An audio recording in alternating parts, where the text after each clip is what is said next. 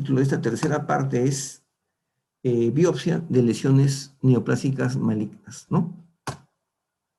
Y hemos visto este cuadro, este algoritmo, que se lo voy a compartir. Estas son las vías de diseminación de las neoplasias malignas, tanto epiteliales, o de los carcinomas, como de los sarcomas. Entonces, la vía linfática, la vía hemática, la vía iatrogénica son probables cuando uno hace una biopsia. Es un riesgo, ¿no? Definitivamente. Entonces, es un riesgo que tengo que asumir, o que tenemos que asumir, cuando realmente vale la pena correrse el riesgo. Es decir, sospecho que hay una lesión maligna. Si yo tengo una lesión que ya no es sospechosa, sino que es evidentemente maligna, mejor no lo toco, porque los vasos linfáticos son un indicador, ¿no?, para establecer el TNM, ¿no? ¿Qué cosa es el TNM? Es el estadiaje, el estadio, ¿no?, de extensión del cáncer, ¿no? Esto ha variado un poco, ¿no? El TNM ha cambiado, hay un TNM para cada región anatómica, hay un TNM para el cáncer de boca, otro para el cáncer de faringe, otro para el cáncer de estómago, etcétera, etcétera, etcétera. Cada variedad de neoplasias malignas de las diferentes regiones anatómicas del cuerpo tienen su propio TNM, ¿no?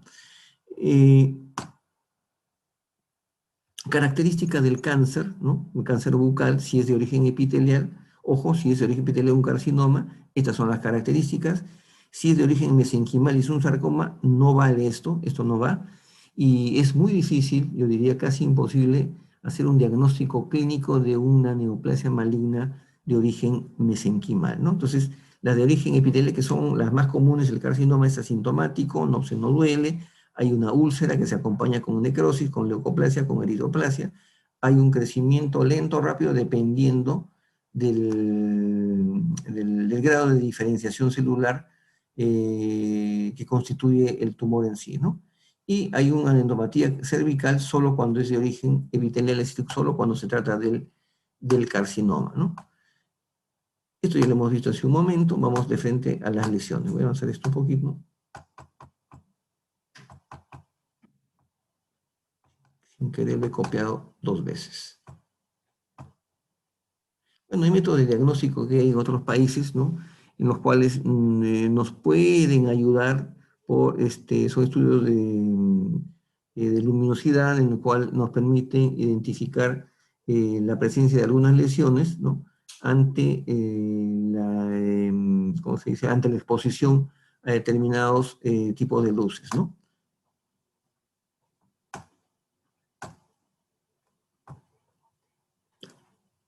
Gracias. Vamos al caso de Hilda, ¿no? Hilda es mamá de una colega, ¿no? No es que solamente atienda a la mamá de colega, papá de colegas, sino que trato de sacar los casos que sean más significativos para que a ustedes les sirvan como aprendizaje, ¿no? La mamá de Hilda viene porque tenía una lesión irritativa, le dolía, había una herida que no cerraba acá, roja, ¿no? Entonces, cuando jalo la lengua, veo zonas de telangiectasia, varicosidades, pero por la edad de la paciente yo intuyo que es un piso de la boca y telangiectasia de manera normal ya a partir de la quinta década, ¿no? Y le pregunto si le duele, me dice, sí, me arde acá y me preocupa porque no cicatriz, ¿no? Entonces yo viendo acá más atrás, y en ovino veo lesiones hiperqueratósicas, ¿no?, abundantes, varias, que están rodeadas de una zona roja, ¿no?, que yo podría decir clínicamente, todavía de manera presuntiva, que puede ser una eritroplasia, ¿no? Entonces, yo digo, eritroplasia con leucoplasia no me gusta, ¿no? Podría ser hasta un carcinoma. Entonces le digo a la paciente y a su hija, que es colega, que lo que a mí y le pregunto si le duele o no le duele atrás. Le digo, lo que a mí me preocupa no es lo que te duele, a mí lo que me preocupa es lo que no te duele, ¿no? Entonces lo que hice fue tomar una muestra, ¿no?, una biopsia por escisión, tanto de la lesión anterior de esta zona roja, como de la lesión posterior, que incluía todas las lesiones de un solo canto, todas las lesiones de color blanco. El resultado gracias, de la lesión anterior fue una lesión erosiva traumática, ¿no? Y en cambio las lesiones pequeñas, las de la parte posterior, por las que no venía la paciente, se trataron de un carcinoma in situ, ¿no? Entonces, vuelvo a repetir, la lectura de las lesiones en boca son importantes para determinar la forma y la extensión y la oportunidad de hacer la biopsia.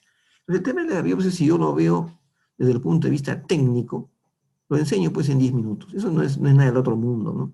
Pero el enfoque que le damos, el manejo que le damos a las lesiones que no son, perdón, a los tejidos que no tienen una apariencia normal, a las que le llamamos lesiones, es fundamental para tomar la decisión o no de hacer una biopsia, de qué tamaño, de qué extensión y tomando qué tejidos, ¿no? Que es la pregunta que nos hacíamos o que les planteamos a ustedes al momento de que anunciamos este curso, ¿no? Esta es la lengua de Carlos, ¿no? Carlos tiene una lesión, una mancha roja en esta zona, y él ya ha tenido una experiencia anterior hace un año en donde le diagnosticaron una displasia en la lengua, en esa zona de la lengua. Pero nuevamente le vuelve a aparecer, y cuando yo lo veo, le digo, lo que corresponde aquí es una nueva biopsia, ¿no?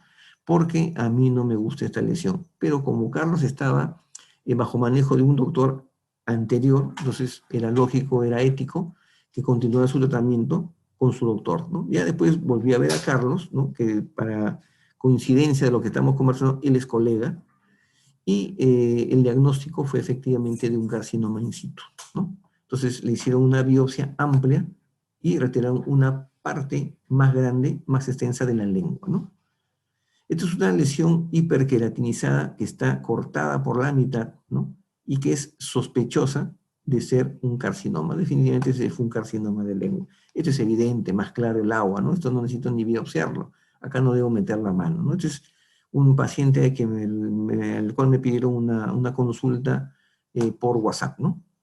Esto es una paciente que viene con antecedente de una extracción dentaria, ¿no? En el maxilar superior, las piezas dentarias se movían, pero cuando viene a la consulta viene con una úlcera. Yo le pregunto si le duele, me dice, no le duele.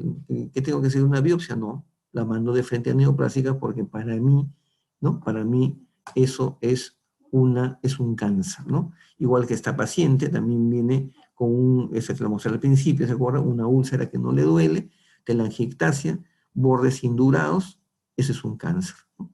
La envié a patología, a neoplásicas, y a los 6 meses vino la paciente para saludarme y agradecer porque efectivamente era un cáncer y la paciente vino ya con la mitad de la maxila que la habían extirpado, ¿no? Pero estaba sana, estaba curada, ¿no? Cuando vino, fíjense, aquí está la radiografía periapical, en ese momento no había una lesión aparentemente infiltrativa del hueso, ¿no? Pero ya estas cosas ya es tema del cirujano de cabeza y cuello especializado en oncología. Ellos son muy agresivos y tienen que ser así, ¿no? Este es otro carcinoma, ¿no? También característico, donde hay una úlcera necrótica al medio. Ese es un cáncer, ¿no? Eso ni tocar, los bordes indurados. Por ahí creo que le he visto a Carolina, un saludo cariñoso, Carolina. ¿Se acuerda de la abuelita de 90, 91 años? Que fue donde Carolina con esta lesión, y la viejita decía, voy, doctora, a buscarle porque se me mueve la dentadura. Arrégleme la dentadura.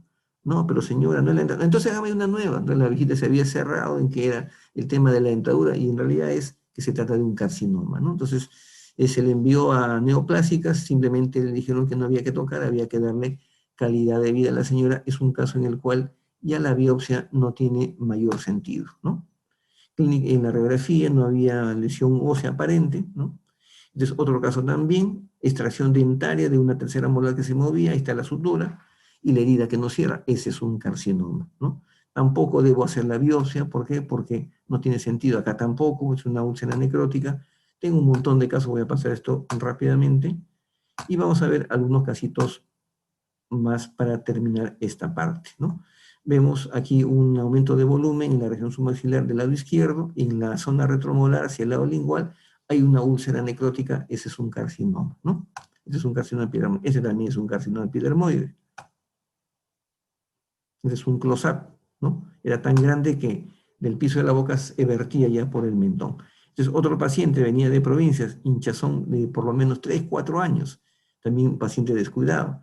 Hay una úlcera, hay una necrosis, hay endurecimiento del tejido, ya ni tocarlo, ¿no? No vale la pena, pobrecito, hay que mandarlo a neoplásicas, ¿no?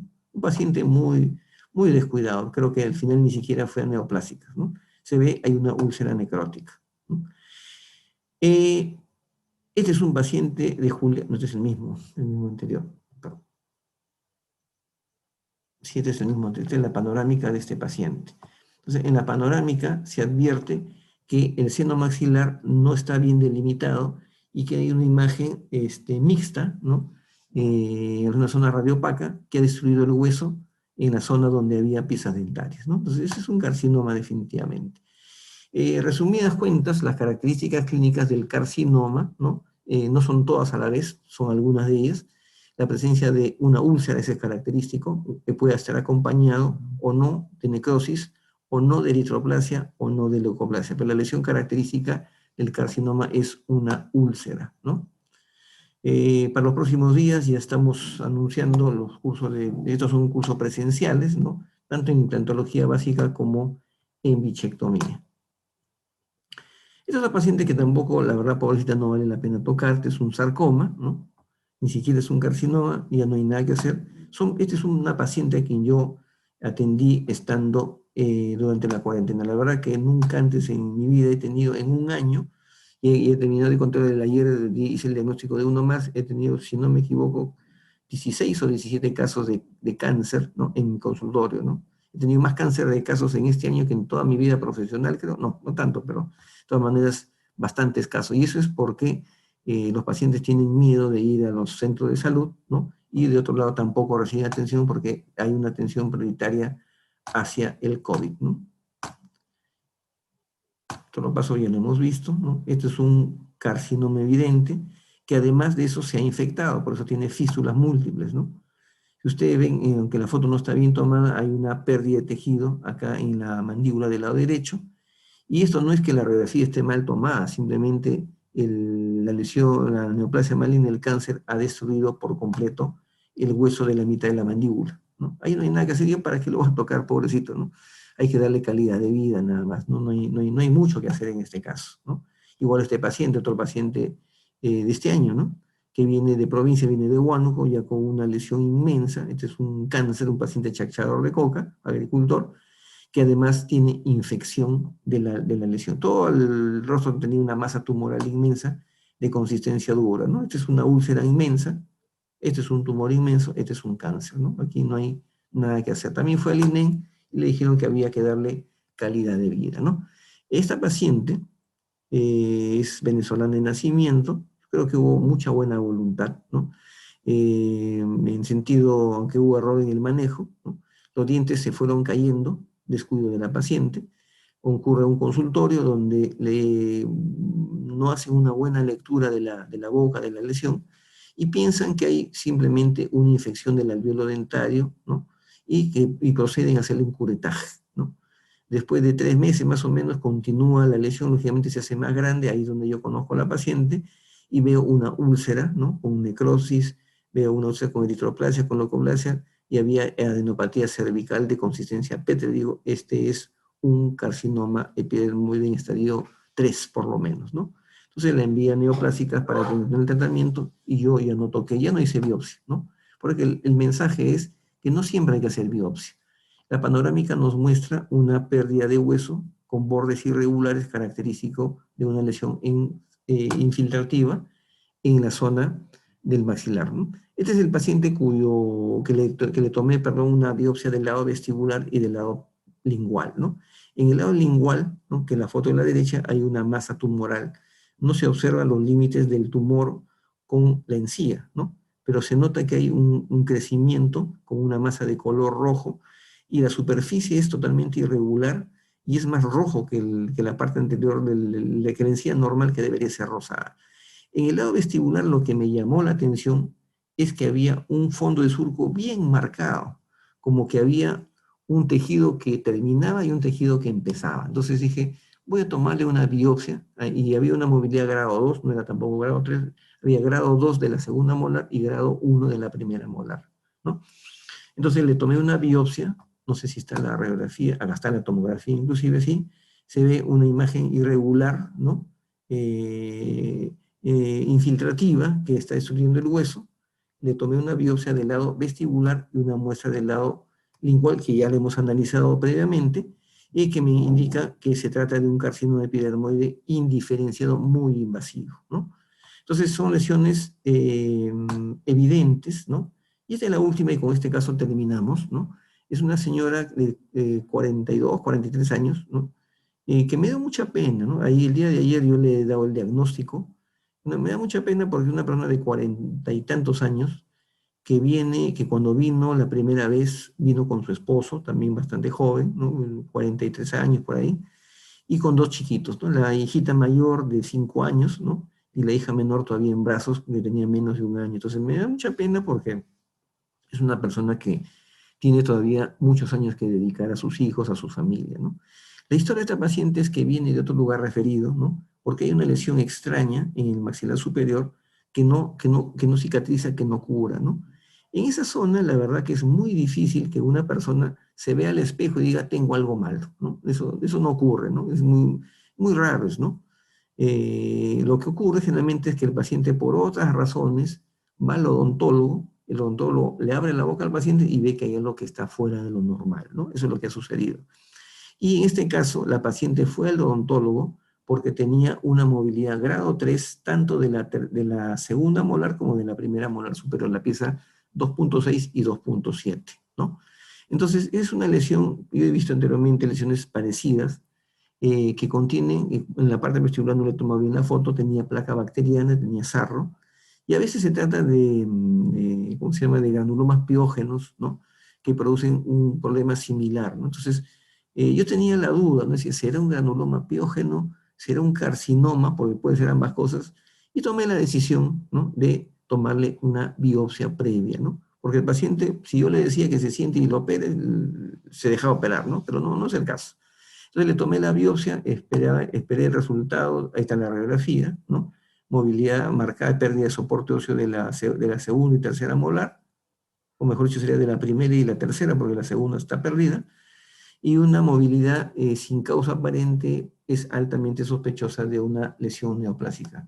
Este es el resultado de patología, porque estamos en un curso de biopsia, ¿no? Lo que dice ahí en el examen microscópico, vuelvo a recalcar, tenemos que revisar, tenemos que conocer lo mínimo, lo necesario para poder entender el resultado, para poderle explicar al paciente. Dice, las secciones de estudio muestran una mucosa oral con presencia de epitelio polistratificado plano con hiperparaqueratosis, ¿no?, acantosis, eso no es maligno, pero es atípico, y en una zona se observa una invaginación profunda caracterizada por proliferación de células epiteliales atípicas que invaden el conectivo, es decir, ha roto la capa basal, ¿no?, el estrato basal del epitelio. Y estas células epiteliales presentan núcleos muy grandes, ¿no?, pero algunos hipercromáticos. El hipercromatismo es característico de células o que son cancerosas o que están en ese proceso, ¿no? Células multinucleadas, mitosis anormal, eso ya definitivamente no está, eso es malo, entre otros, ¿no? Dice, rodeando dicha proliferación se aprecia un denso tejido inflamatorio y lipoplasmocitario y numerosos polimorfonucleares sin inflamación crónica y aguda a la vez, ¿no? Entonces el diagnóstico es compatible con carcinoma epidermoide, ¿no? ¿Por qué? Porque por las características que tiene, está dentro del límite, pero por la experiencia del patólogo y las células con mitosis anormal y algunos núcleos hipercromáticos, le da ¿cómo se llama?, tiene la evidencia de que se trata de un carcinoma epidermoide, ¿no? Ahora, el carcinoma epidermoide del rebordo, el cáncer de rebordo es poco agresivo, ¿no? En todo caso, coincide con la epidemiología del cáncer de esa zona. Entonces, explicarle a la paciente y decirle de frente, tienes este problema, pero se le cita de todas maneras con un familiar, porque no es bueno que el paciente se quiebre solo, puede ocurrir muchas desgracias, por eso hay que decirle la verdad, pero hay que tener mucha delicadeza de todas maneras en la forma como se le dice.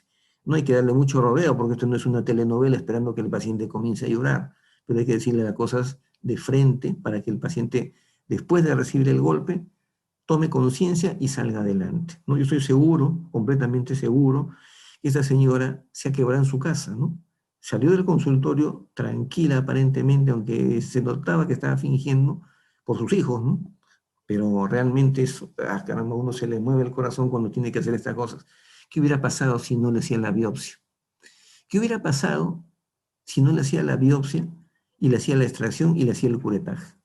yo posiblemente estaría asustado, ¿no? Porque podría ser hasta denunciado por cometer un acto de imprudencia, ¿no? Una imprudencia temeraria de hacer una cirugía sin haber tomado previamente una biopsia. Entonces, cuando hay una lesión sospechosa, biopsia. Cuando hay una lesión que es evidentemente maligna, ni tocarlo, ¿no? Enviarlo al especialista. Y antes de terminar y antes de dar las conclusiones, eh, para la próxima semana tenemos un curso de cómo extraer terceras molares sin complicaciones, lógicamente no son terceras molares con cáncer, ¿no? Pero los tips, ¿no? De cómo extraer los terceros molares, la técnica quirúrgica, la manera como prevenir complicaciones y la manera de resolver también algunas complicaciones frecuentes en los terceros molares, tanto superiores como inferiores, ¿no? Y recordarles los cursos presenciales. La próxima, de acá 2 semanas y media, estamos empezando un nuevo grupo de implantología básica, ¿no?